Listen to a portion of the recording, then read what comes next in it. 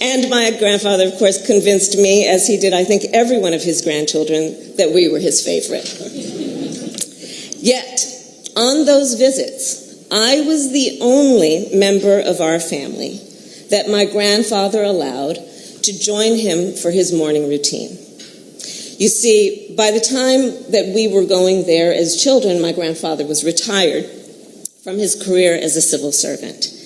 And his morning routine, every morning, consisted of taking long walks on the beach with his retired buddies. And they, as retired civil servants, would debate the issues of the day. So I would hold my grandfather's hand on these walks and listen intently to him and his friends. And I will tell you, as a young girl, I don't think I fully appreciated the essence and the import of the debates that they would have. But I did clearly understand and do recall stories about the freedom fighters and the nation's founding heroes and about the independence of India.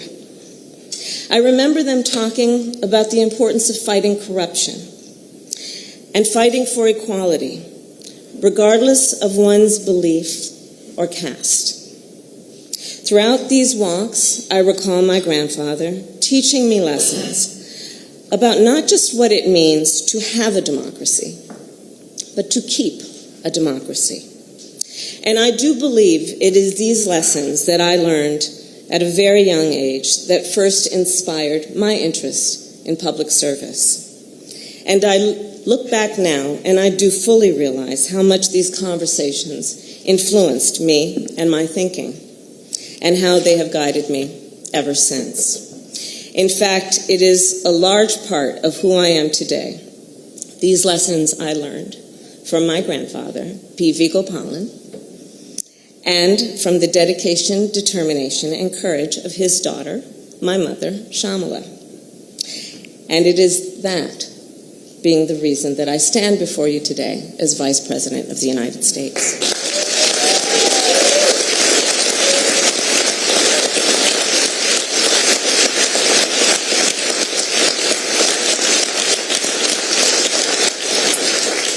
The history and teachings in India and of India have not only influenced me, they of course have shaped the entire globe, as Secretary Blinken just described. Throughout history, India has inspired millions of people around the world, whether through philosophy and theology, the power of civil disobedience, or the commitment to democracy. Indeed, as I travel the world as Vice President, I have seen India's global impact firsthand. In Southeast Asia, Indian-made vaccines have saved lives and livelihoods. On the continent of Africa, India's long-standing partnerships support prosperity and security. And throughout the Indo-Pacific, India helps promote a free and open region. I also know of India's extraordinary impact with regard to innovation, medicine, and science. I know this as a daughter of California.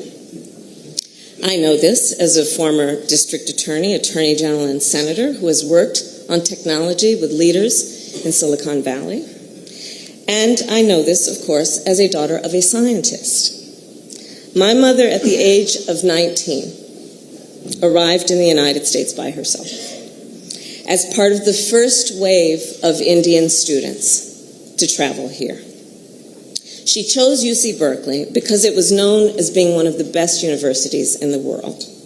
And growing up, I remember our mother, spending day and night and weekends in the lab. She always asked the big questions and searched for the answers that would be a clue to improving the condition of life. She understood what was possible, unburdened by what has been. And since then, I think about it in the context of the work she did and her studies that have led to advances in breast cancer research. And I think about it in the context of the millions of Indian students who have come to the United States since, to collaborate with American researchers, to solve the challenges of our time, and to reach new frontiers. Indian innovators have made great strides in engineering and computer programming.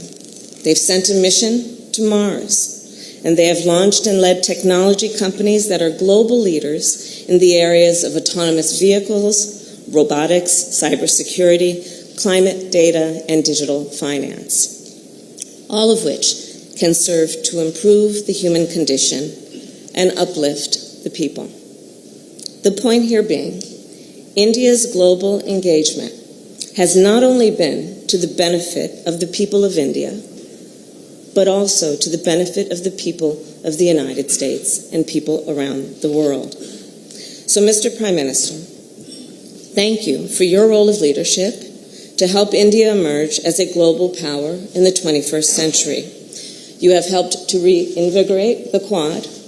Your leadership of the G20 is making new strides on climate finance, and you have been a proponent of international institutions and global solutions to global challenges. And as a point of personal privilege, as chair of the National Space Council, I thank you for your leadership in space and for our joint work on an Earth science satellite, which will help us address the climate crisis. And I will also thank you because when you and I first met at the White House, I asked you to join the Artemis Accords, a commitment to the safe and transparent use of space. And today I am happy to report, as you have, that you have joined the Artemis Accords.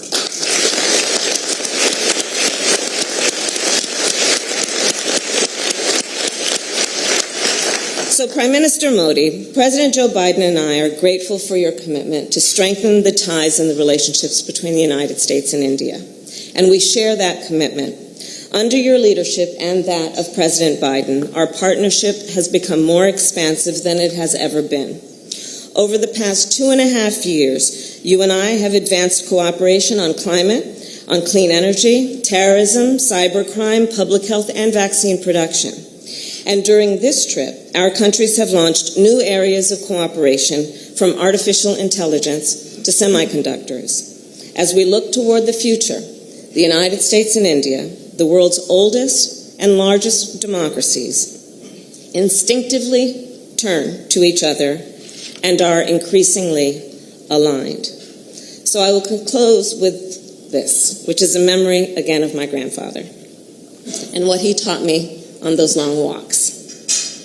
And in particular, what he taught me about the nobility of public service.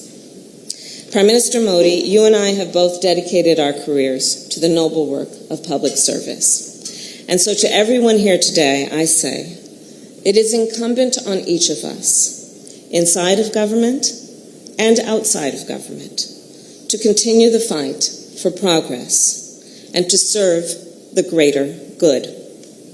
So I raise a glass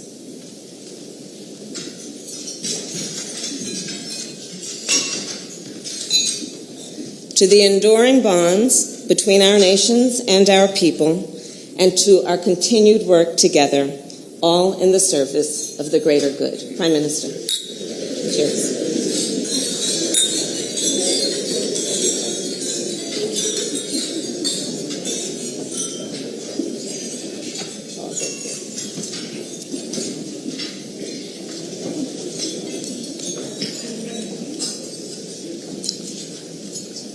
Vice President Kamala Harris, Second Gentleman Douglas M. Hope, Secretary of State, my friend Antony Blinken, White House Cabinet Secretary Evan Ryan, सभी सम्मानित प्रतिनिधिगण, friends, सबसे पहले तो मैं उपराष्ट्रपति कमला Harris और secretary Blinken का इस भव्य स्वागत के लिए बहुत बहुत धन्यवाद करता हूं। आप दोनों ने जो गर्मजोशी भरे शब्द कहे, इसके लिए भी मैं हृदय से आपका आभार व्यक्त करता हूं।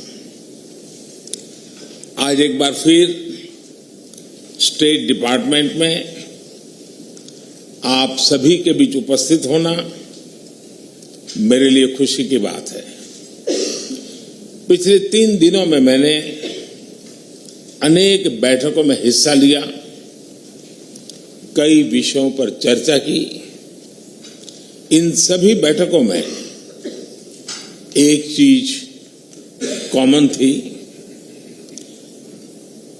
सब एकमत थे कि भारत और अमेरिका के लोगों के बीच मित्रता एवं सहयोग और गहरा होना चाहिए। भारत और अमेरिका के संबंधों की मधुर Geetmala people to people ties के सुरों से पिरोई गई है। इन संबंधों का उदाहरण हमें कदम कदम पर देखने को मिलता है।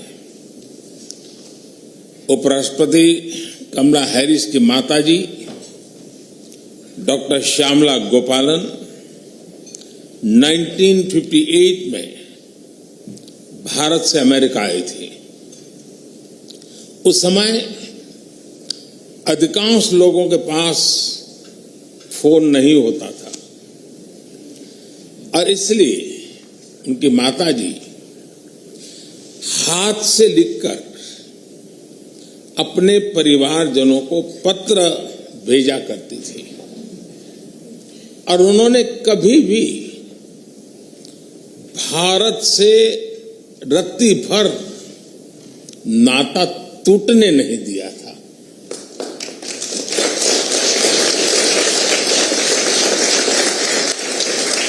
एक जीवंतता बनाए रखी थी। जो भी उपलब्ध माध्यम था उसका सर्वाधिक उपयोग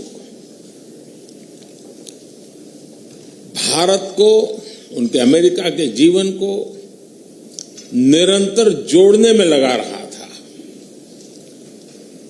हजारों मीलों की दूरी के बावजूद भी भारत हमेशा उनके करीबी था। मैडम वाइस प्रेसिडेंट, उनकी इस प्रेरणा को आपने आज नई बुलंदियों तक पहुंचाया है। आपकी उपलब्धियां केवल अमेरिका की ही नहीं, भारत और पूरे विश्व की महिलाओं के लिए बहुत बड़ी प्रेरणा है, बहुत प्रेरित करती है।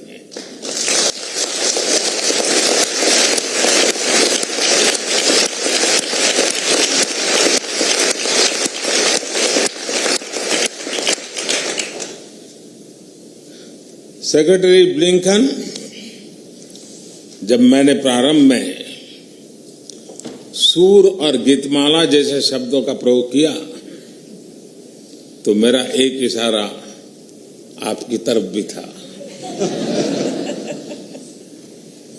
पूरा विश्व आपकी डिप्लोमेटिक स्किल्स को तो जानता ही है और मैं तो भली भांति जानने लगा हूं।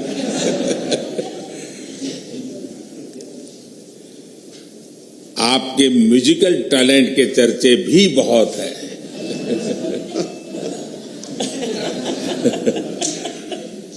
हजारों मीलों का सफर तय करते हुए गंभीर से गंभीर मसलों के बीच संगीत को आपने जगह दी है।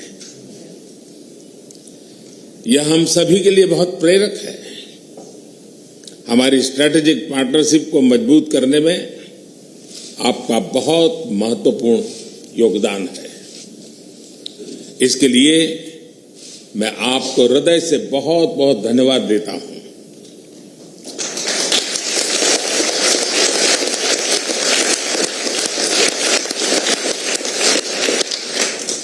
फ्रेंड्स, 2014 में मेरी यात्रा के समय मेरे प्रिय मित्र राष्ट्रपति बाइडेन भी यहां स्टेट डिपार्टमेंट में मेरे साथ थे। उस समय उन्होंने भारत और अमेरिका की साझेदारी को a promise over the horizon बताया था। 9 वर्षों के इस अंतराल में हमने बहुत ही लंबी और खूबसूरत यात्रा की है। हमने डिफेंस और स्ट्रेटेजिक क्षेत्रों में आपसी सहयोग के नए आयाम जोड़े हैं। हम नई और उभरती टेक्नोलॉजी के क्षेत्र में नए विश्वास के साथ काम कर रहे हैं। हम ट्रेड के लंबित और मुश्किल मुद्दों का समाधान कर रहे हैं। क्वाड और I2U2 जैसे नए फ्रेमवर्क के साथ हम मिलकर के बहुत कुछ प्रगति कर रहे हैं। धरती हो या आकाश, समुद्र की गहराइयां हो या अंतरिक्ष की ऊंचाइयां, भारत और अमेरिका एक साथ काम करते दिख रहे हैं। सही मायने में प्रॉमिस ओवर द होराइजन आज न तो प्रॉमिस तक सीमित है और न ही होराइजन तक सीमित है।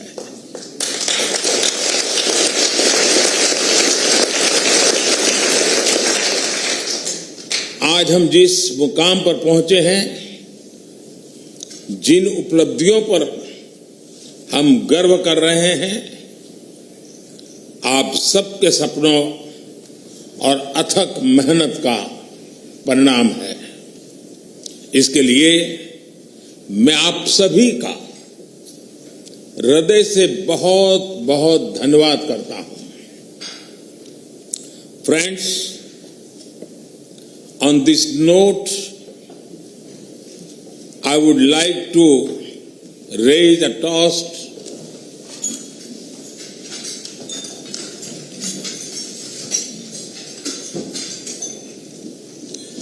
to your good health and well-being, to our friendship, and to the peace and prosperity of all our citizens.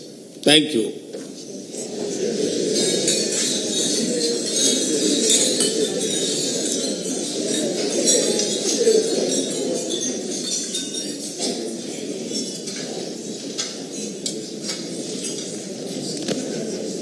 Thank you.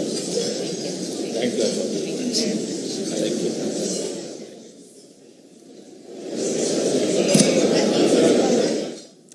उपराष्ट्रपति